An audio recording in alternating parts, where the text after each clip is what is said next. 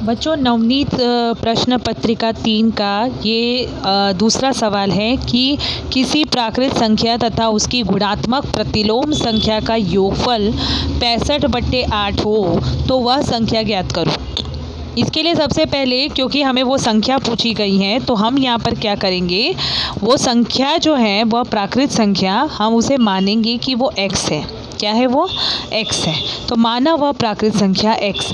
अब प्रश्नानुसार कहा गया है कि जो प्राकृत संख्या है वह और उसकी गुणात्मक प्रतिलोम संख्या दोनों का योगफल 65/8 है। तो बच्चों, प्राकृत संख्या तो ये रही, और इसका गुणात्मक प्रतिलोम किसे कहते हैं? इसका गुणात्मक प्रतिलोम होता है 1/x। तो इसलिए प्रश्नानुसार x और 1/x का योगफल कहा गया है 65/8। इसीलिए हमारा समीकरण कुछ इस तरह से बनेगा, x धन 1/x बराबर 65/8। ठीक है। अब इसे हल करना है और इसे हल करके आपको x का मान प्राप्त करना है। कैसे हल करोगे आप? तिर्यक गुणा आपको करना है, x का गुणा x के साथ और 1 का गुणा यहाँ पर कौन है? 1 ही है। x के डिनोमिनेटर में यहाँ पर क्या है? 1। तो 1 का गुणा 1 के साथ, तो x² + 1 आएगा, यानी x का वर्ग धन 1। दिख रहा है ना? अब नीचे जो है आपको ये x क्यों यहाँ दिखाई दे रहा है?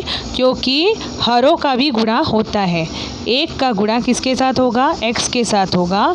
इसीलिए 1x या x आप लिख सकते हैं, बराबर है 65/8। दिख रहा है? अब इसके बाद फिर से तिर्यक गुणा हो रहा है। 8 का गुणा किसके साथ होने वाला है? अब 8 का गुणा होगा x² + 1 के साथ, या फिर आप x का वर्ग धन 1 के साथ 8 का गुणा होगा। तो 8 का गुणा जब इसके साथ होता है तो ये बन जाएगा 8x का वर्ग धन 8 एक कम हो जाता है 8। आप इसको इस तरह से भी बीच में एक स्टेप लिख सकते हो। 8 का गुणा x² + 1 के साथ करना है, और 65 का गुणा किसके साथ करना है? x के साथ। 65 का गुणा किसके साथ करना है? x के साथ। ठीक है। अब इसके बाद जब हम ये गुणा करेंगे ना, तो ये आपके पास सामने आएगा 8x² + 8 1 8 होता है, इसलिए 8 = 65x। हिंदी में कहें तो 8x का वर्ग धन 8 बराबर 65x। इस तरह से आता है। अब 65x का हम क्या करेंगे? पक्षांतरण करेंगे। पक्षांतरण करने से यह बन जाएगा ऋण 65x, और इसीलिए आपको अगले समीकरण में देखिए क्या दिख रहा है, 8x का वर्ग ऋण 65x धन 8 बराबर 0। यहाँ पर ऋण 65x को बीच में रखा है ताकि ये वर्ग समीकरण के सामान्य स्वरूप से मिलता जुलता दिख सके, और हम इसके बाद इसे सीधा हल करेंगे। वर्ग समीकरण को हल करने की विधि आपको पता है। पहली संख्या और तीसरी संख्या को आपको क्या करना है? गुणा करना है। पहली संख्या कौन? 8।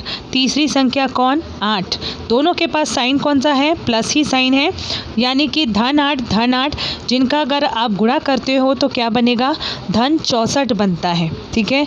अब बीच में जो आपको संख्या दी गई है b के स्थान पर, ये a होता है और ये c होता है ना। ये बीच में जो संख्या दी गई है वो क्या है? b है। b का मान कितना है बच्चों? ऋण 65 है। अब आपको ऐसी दो संख्या का चुनाव करना है जिनका गुणा करने पर धन 64 आए और जिनको जोड़ने घटाने पर ऋण 65 आए। तो वह दो संख्या है जिनका गुणा करने पर धन 64 होता है, वह है ऋण 64 और ऋण 1। और उन्हीं दोनों को जब हम जोड़ते हैं, उन्हीं दोनों संख्याओं को जब हम जोड़ते हैं तो हमें क्या मिलता है? ऋण 65। यहाँ पे कंडीशन ये है कि वही दोनों संख्याओं का गुणा करने पर धन 64 आना चाहिए और वही संख्याओं का योग करने पर ऋण 65 आना चाहिए। ठीक है। तो वो दो संख्याएं कौन सी हैं? ऋण 64 और ऋण 1। इस तरह से हमें वो दो संख्याएं प्राप्त हुई। तो अब हम क्या करेंगे? 8x² यानी 8x का वर्ग ऋण 65x को हम दो भागों में विभाजित कर रहे हैं। ऋण 64x ऋण 1x, और आगे आपको देखिए धन 8 बराबर 0 दिख रहा है। अब इसके बाद आपको क्या करना होता है, आपको जोड़ी बनानी होती है और जोड़ी बनाने के बाद आपको कॉमन निकालना होता है। तो यहाँ पर कपलिंग करने के बाद यानी जोड़ी बनाने के बाद आपको क्या कॉमन मिलेगा, 8x कॉमन मिलेगा और कोष्ठक के अंदर बचेगा x ऋण 8। उसी तरह से यहाँ पर जोड़ी बनाने के बाद क्या कॉमन निकलेगा, ऋण 1 कॉमन निकलेगा और कोष्ठक के अंदर बचेगा x ऋण 8।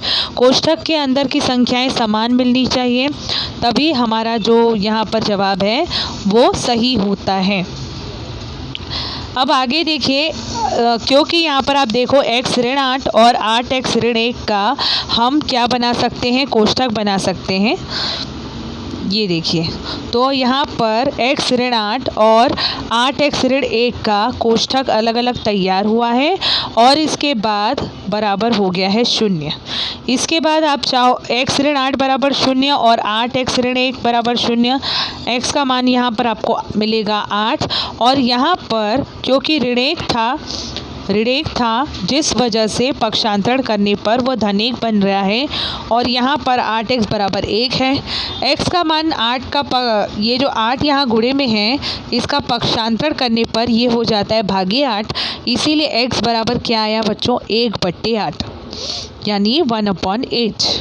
अब आप जानते हो कि 1/8 ये प्राकृत संख्या नहीं है, इसीलिए x बराबर 1/8 जो होता है ना वो अमान्य होता है। इसीलिए यहाँ पर देखो आप बराबर को इस तरह से काटा गया है। अब यानी कि x का मान क्या हुआ, 8 हुआ। x का मान क्या हुआ, 8 हुआ। तो आपको लास्ट में एक सेंटेंस लिखना है, वह प्राकृत संख्या कौन सी है, 8। वह प्राकृत संख्या 8 है, ऐसा आपको फाइनल स्टेटमेंट लिखना है। इस तरह से यह सवाल आपको हल करना है। ओके।